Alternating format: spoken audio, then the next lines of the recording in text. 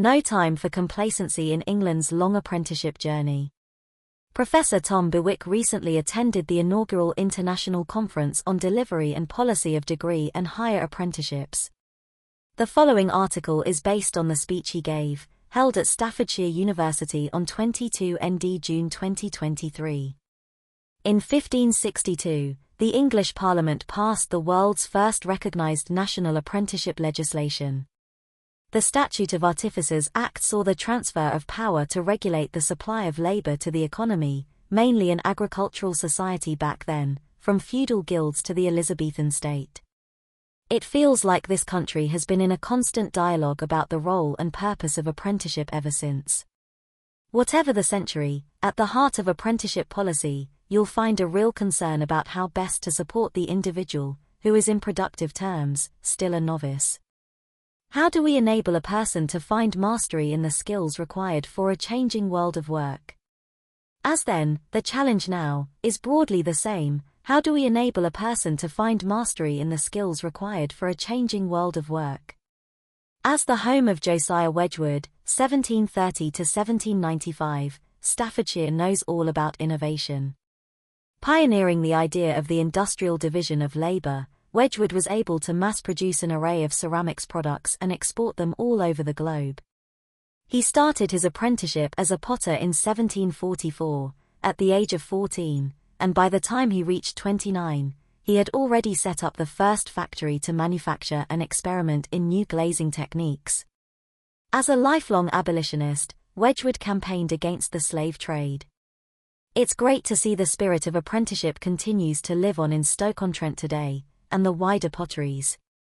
Not only the pioneering work that Staffs Uni is doing in terms of degree apprenticeships, but also the many Level 2 apprentices that are employed by Wedgewood Waterford Royal Doulton, just down the road. In my speech today, I want to cover 3 questions. 1. Where are we currently in England's apprenticeship journey? 2. Where are we specifically with degree apprenticeships? 3. How can we work better together, both nationally and internationally, to boost all apprenticeships? Youth unemployment. Being at an international gathering, we all share a common interest in quality apprenticeship. To differing degrees, our economies, labour markets, and social models face significant strain. Youth unemployment is, on average, up to 3 times the rate of general unemployment in most countries. In the UK currently, youth unemployment is 10.9%, 16 to 24 years old, a massive waste of human talent.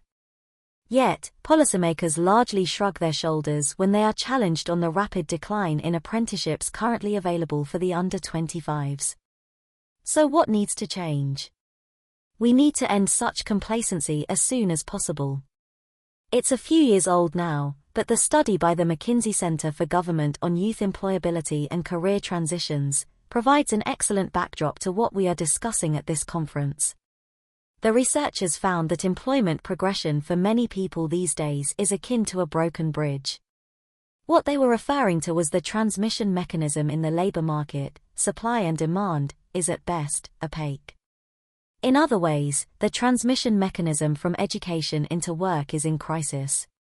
Inactivity rates in Britain post-pandemic have soared, with more than 5 million people of working age counting as unproductive.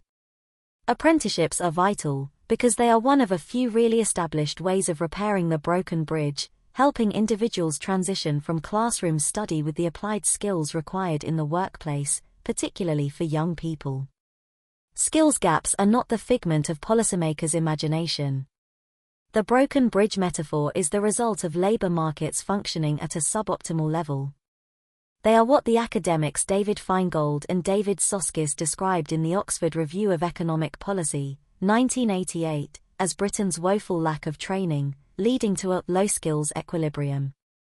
These economists did not imply that all firms are failing to train workers, or that educational attainment is poor amongst every segment of the population. Rather, what we see in the empirical data, after 4 decades since the article was first published, is a chronic lack of UK business investment, including in apprenticeship training and skills. Where are we currently in England's apprenticeship journey? It's now over a decade since the government appointed an entrepreneur to review England's apprenticeship system. The Richard Review promised a step change in apprenticeship volumes and quality if the report's recommendations were implemented. 10 years on, a dispassionate observer would have to conclude that from an apprenticeship policy performance perspective, the glass is only half full. The shift to new apprenticeship standards was supposed to see legions of employers spring into action. After all, the trailblazer groups convened by the Institute for Apprenticeships and Technical Education were all made up of employers, each developing and designing the apprenticeships each industry required. Fast forward to the present day and more than 100 occupational standards have never certified a single apprentice.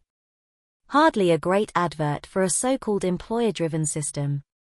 Even the government, as employer, abandoned the 2.3% public sector apprenticeship target when it became apparent the goal would be missed. It's a stark fact, but we've seen a 41% reduction in apprenticeship opportunities for the under-25s in recent years. That's 79,000 fewer opportunities per annum compared to before the current reforms began.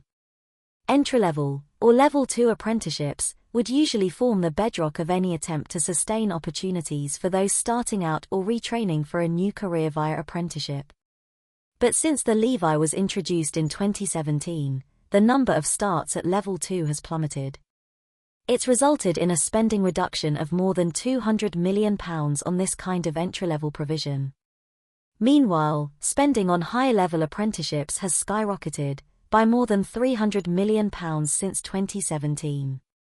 Where are we specifically with degree-level apprenticeships? There is a fierce argument in the sector about the reasons for this shift. Some analysts look at the 9 to 20-fold increase in degree, Level 6 sevenths, equivalent apprenticeship starts since 2017 and say that growth has come at the expense of Level 2 and younger workers. Civil servants argue that the introduction of the levy was always going to create winners and losers, particularly as the purchasing power of apprenticeship standards has now shifted unequivocally towards employers. All this matters in terms of the debate about the growth of degree apprenticeships, because it's clear that grievances are mounting up outside the sector. Some of my colleagues in FE see it as abominable that funding traditionally earmarked for colleges and independent training providers is now being snaffled up by Hayes. The real shift, however, is on the demand side. Employers, when faced with a choice of how to spend their levy, are doing so by adopting higher-level apprenticeship standards. Individuals, including many under 25-year-olds, are also opting for the Level 6 apprenticeship route because it enables them to achieve a degree without the graduate debt. And who can blame them? Whether it's fair that Hayes can access the levy pot, but FE and ITPs cannot currently access the student loans company funds for provision below degree level, is a moot point.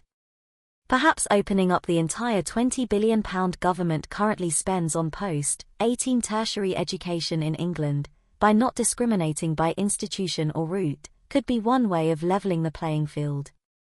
After all, perhaps we will only secure parity of esteem in post-compulsory education when we also see parity of resource.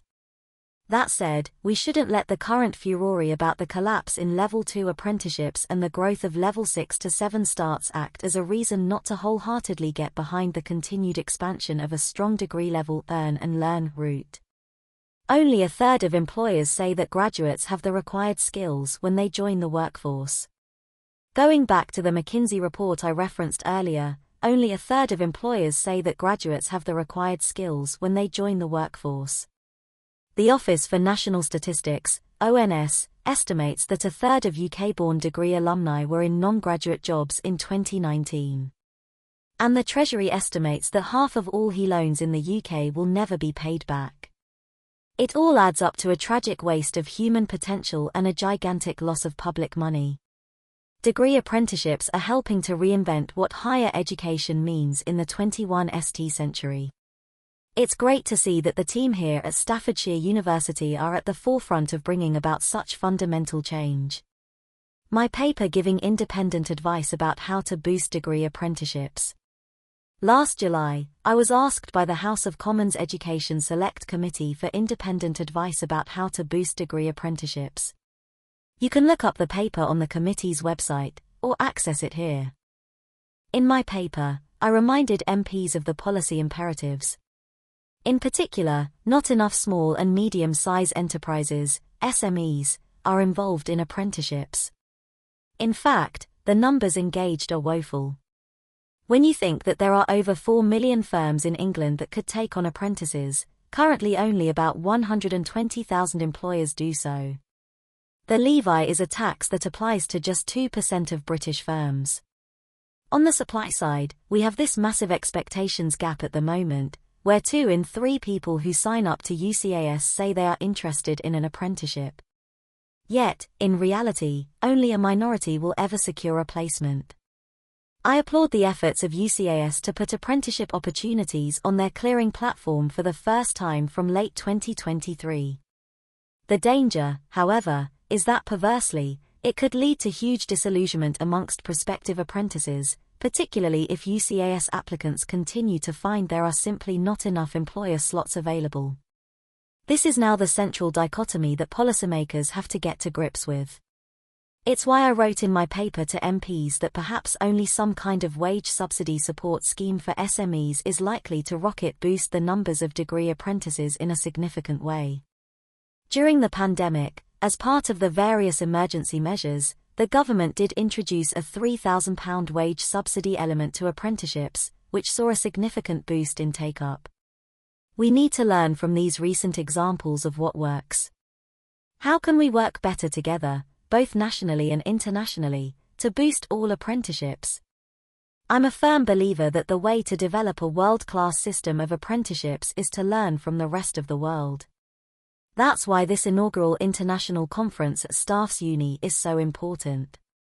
I hope it will grow in future years, as policymakers and practitioners come together to share best practices. The UK is a leading nation in transnational education. Higher education met the target of attracting overseas students several years earlier than planned. England has pioneered a world-leading system of higher and degree apprenticeships. The challenge is to ensure equality of opportunity for apprentices in taking up international exchange opportunities, something currently unavailable to them. The Turing scheme, which facilitates student exchanges in educational institutions around the globe, has done wonders to give disadvantaged learners, in particular, the experience of exploring new horizons. But we don't currently have a recognized international apprenticeship exchange program. I don't have time here to set out fully what such a scheme would look like. But I am committed over the next few months, working with various government administrations and the tertiary education sector, to developing one. It would be available to apprentices of all ages and all levels in our qualifications framework. Because of the pastoral and off-the-job educational support required, it would have to be delivered transnationally, via a participating network of both employers and training institutions. In conclusion, now is the time to end the complacency in large parts of the current domestic apprenticeship policy debate. Instead, we should raise both our domestic ambitions and global horizons, just as those explorers and entrepreneurs did in the era of Elizabeth I.